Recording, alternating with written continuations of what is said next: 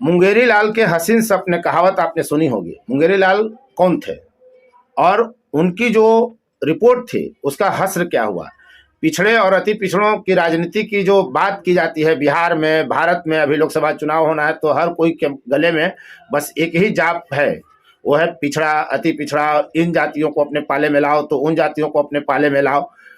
मुंगेरी लाल एक रिपोर्ट तैयार किए थे और उन्हीं के नाम पर जब उन्होंने रिपोर्ट जारी की तो बिहार के सवर्णों ने उनका मजाक उड़ाने के लिए कहा था मुंगेरी लाल के हसीन सपने कभी पूरे नहीं होंगे।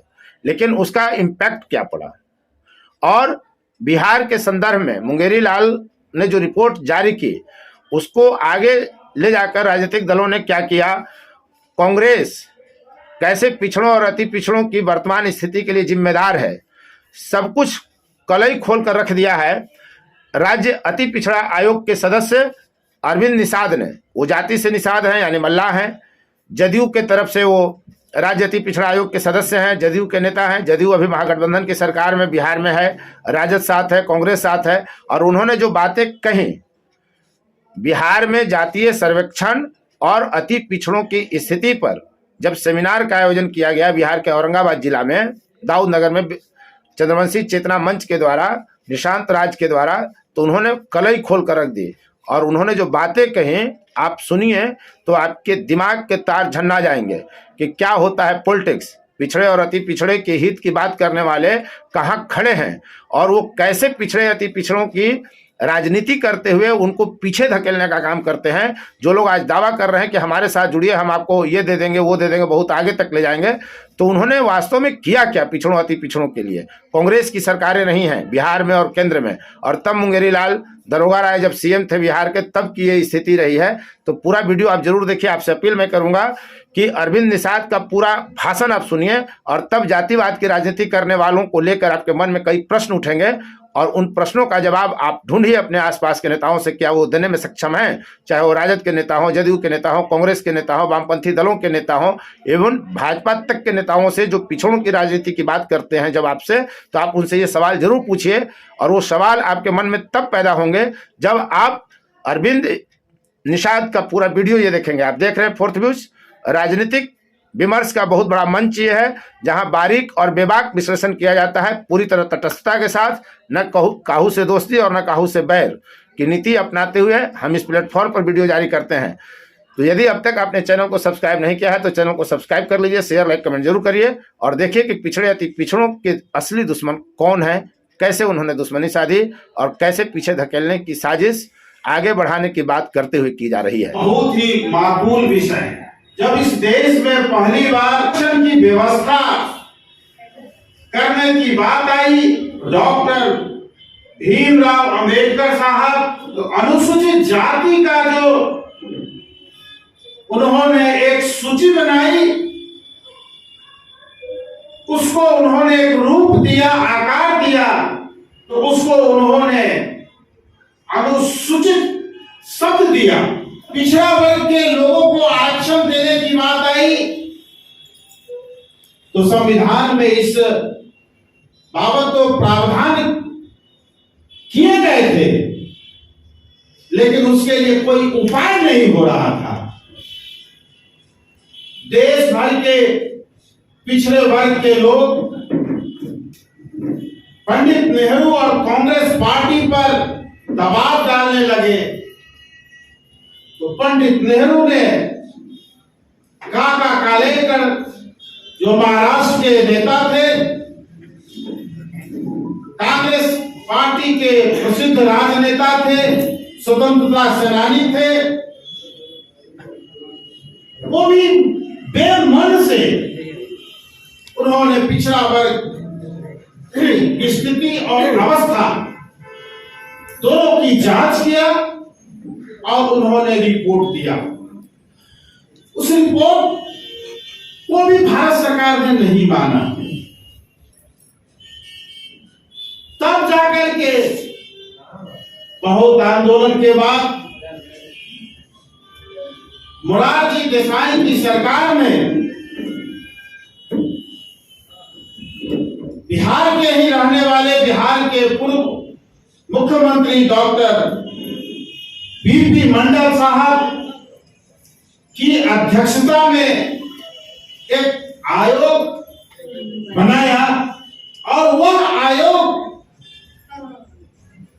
अपने 6 वर्षों के अथक संघर्ष, मेहनत, परिश्रम में से देश भर के लगभग 4400 जातियों का सर्वेक्षण किया और सर्वेक्षण कर भारत सरकार को सुझाव दिया कि इनको नौकरियों में आरक्षण, उच्च शिक्षा में आरक्षण और इनकी जाति गणना किया जाना चाहिए, जाति की जनगणना किया जाना चाहिए।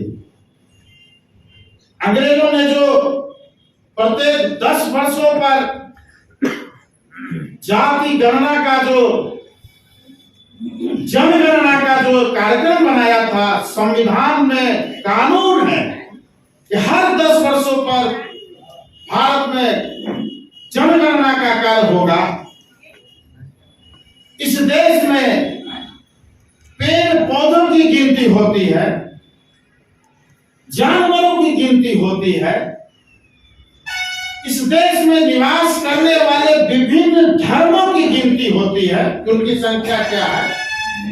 शेड्यूल कास्ट की गिनती होती है, शेड्यूल ट्राइब की गिनती होती है, क्रिश्चियन की गिनती होती है, जैन धर्म की गिनती होती है, लेकिन मुसलमानों की गिनती होती है। पिछड़ा वर्ग के लोग और अगले समाज के लोग, इनकी गिनती नहीं होती है। अगले समाज की गिनती इसलिए नहीं होती है कि वो अगले हैं।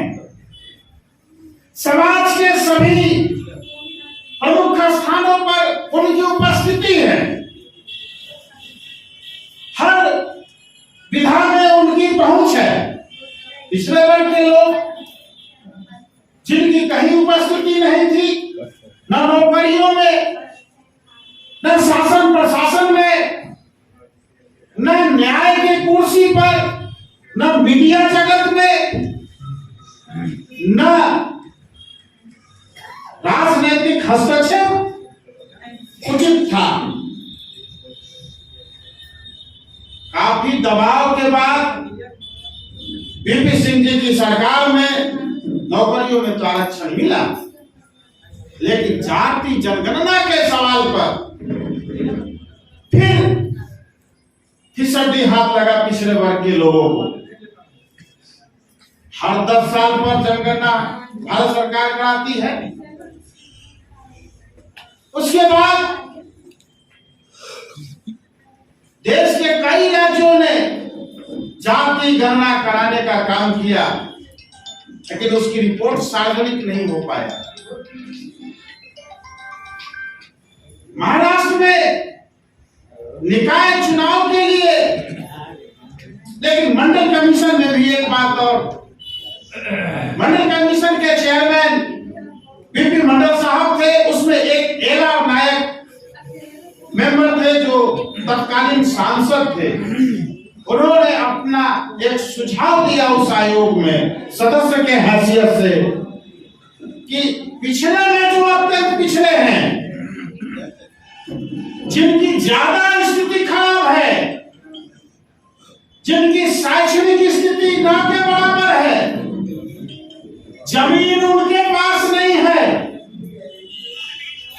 समाज में सिर्फ छुआछूत उनके साथ नहीं है, लेकिन दलितों के समान उनकी जीवन बसर है।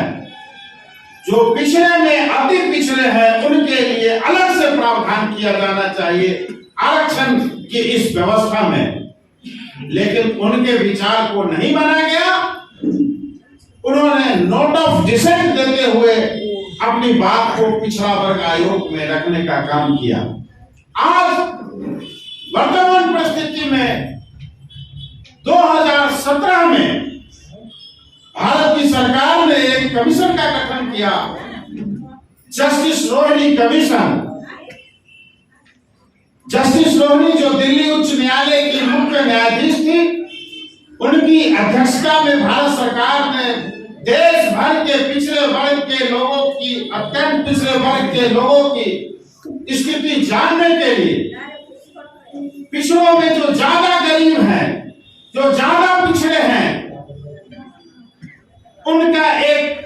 तैयार करने के लिए 6 महीना का समय दिया गया। आज 13वें विस्तार में भी वह कमीशन पिछले 2 महीना भारत के राष्ट्रपति महोदया को रिपोर्ट सौंप चुका है, लेकिन आज तक नरेंद्र मोदी की सरकार ने उस कमीशन के रिपोर्ट को पार्लियामेंट के पटल पर रखने का काम नहीं किया। जब तक पार्लियामेंट के पटल पर वह रिपोर्ट नहीं रखा जाएगा, देश के संसद में उस पर चर्चाएं नहीं होगी, तब तक जो पिछड़ों में ज्यादा पिछड़े हैं, जिसको अति पिछड़ा वर्ग कहते हैं, और उसके जन्मदाता जननायक कर्पूरी ठाकुर, जो अपने मुख्यमंत्रित्व काल में बिहार में पहली बार मुंगेरी लाल आयोग, मुंगेरी लाल के हसीन सपने, कहावत तो नई पीढ़ी के लोग नहीं जानते हैं। आज बोलचाल की भाषा में मुंगेरी लाल के हसीन सपने लोग कह देते हैं। ये वही मुंगेरी लाल के हसीन सपने को तथाकथित समाज के लोगों ने हास्य के रूप में प्रदर्शित कर दिया है, कहावत बना दिया कि मुंगेरी लाल जी ने पिछड़े वर्ग के लोगों के लिए आरक्षण की व्यवस्था और प्रावधान करने के लिए सरकार को सुझाव दिया था। जब बिहार के मुख्यमंत्री दारोगा प्रसाद राय थे, लेकिन कांग्रेसियों ने, दारोगा प्रसाद राय की सरकार चली गई, उनके बाद भी कांग्रेसियों की सरकार रही, और खुद मुंगेरी लाल कांग्रेसी थे। नौबतपुर 1952 में तत्कालीन नौबतपुर विधानसभा था, उसके वो विधायक थे, बिहार सरकार में मंत्री थे। उनके रिपोर्ट को नहीं माना, और जननायक कर्पूरी ठाकुर जब 1977 में इमरजेंसी के बाद बिहार के दूसरी बार मुख्यमंत्री बनते हैं, तो अपने कैबिनेट की बैठक में जो लगभग 1:30 या 2:30 बजे रात तक, ये रामबली बाबू बताएंगे कि 1:30 बजे रात या 2:30 बजे रात में पिछड़ा वर्ग और अत्यंत पिछड़ा वर्ग को बिहार में पहली बार आरक्षण मिला। आज उनके बताए हुए रास्ते पर, मार्ग पर पूरा देश को चलना पड़ रहा है, क्योंकि आज से 45 साल पूर्व एक दूरदर्शी राजनेता के तौर पर उन्होंने देखने का काम किया था कि अगर इस समाज के लोगों को हम नहीं न्याय दे पाएंगे, तो आगे आने वाले दिनों में पता नहीं कब न्याय मिल पाएगा, नहीं मिल पाएगा। आज रोहिणी कमीशन का गठन इसी दिशा में भारत सरकार की ओर से किया गया। हम इस सेमिनार के मंच से भारत सरकार से मांग करते हैं कि रोहिणी कमीशन का रिपोर्ट सरकार को प्राप्त हो चुका है, उस रिपोर्ट के आधार पर अविलंब राष्ट्रीय स्तर पर बिहार के तर्ज पर अति पिछड़ा वर्ग का वर्गीकरण हो, और नौकरियों में, शैक्षणिक संस्थाओं में और अन्य आरक्षण के जो हमारे कैटेगरी है, आरक्षण निर्धारित है, उस स्थान पर समाज के कमजोर पीड़ित वर्ग के लोगों को आरक्षण की व्यवस्था सुनिश्चित किया जाना चाहिए।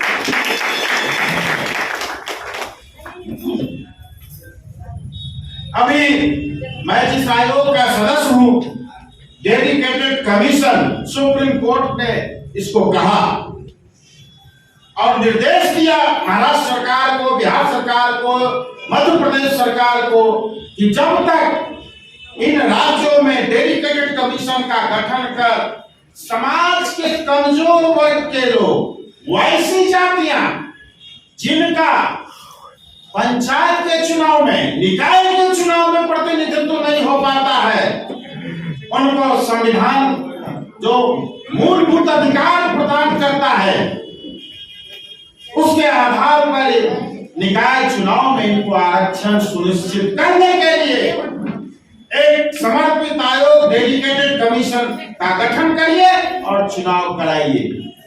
और जब मध्य प्रदेश की सरकार ने रिपोर्ट समर्पित किया तो सुप्रीम कोर्ट ने कहा कि यह जो रिपोर्ट आपने सबमिट किया है एमपी गवर्नमेंट, कहां से आपने रिपोर्ट लाया है कि यह जाति की संख्या इतनी है, इस जाति की संख्या इतनी है, मध्य प्रदेश में इस जाति की संख्या इतनी है?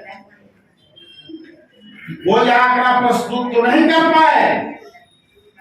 उसी जजमेंट में सुप्रीम कोर्ट ने आदेश दिया कि इस देश में और राज्य में जाति जनगणना कराए जाने की आवश्यकता है।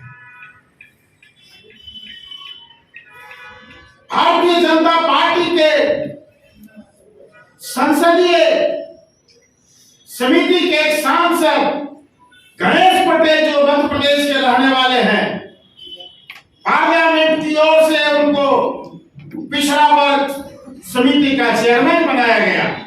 पूरा देश भर का दौरा कर उन्होंने नरेंद्र मोदी सरकार को देश में जातीय गणना कराए जाने का अपना रिपोर्ट प्रस्तुत किया। गोपीनाथ मुंडे जो महाराष्ट्र के पिछड़ा वर्ग के नेता थे और भारतीय जनता पार्टी के वरिष्ठ नेता थे, पिछले वर्ष से आते थे, उन्होंने पार्लियामेंट में जाति गणना कराए जाने का अनेकों बार आवाज बुलंद किया, लेकिन आज भी इस देश में जाति गणना नहीं हो रहा है।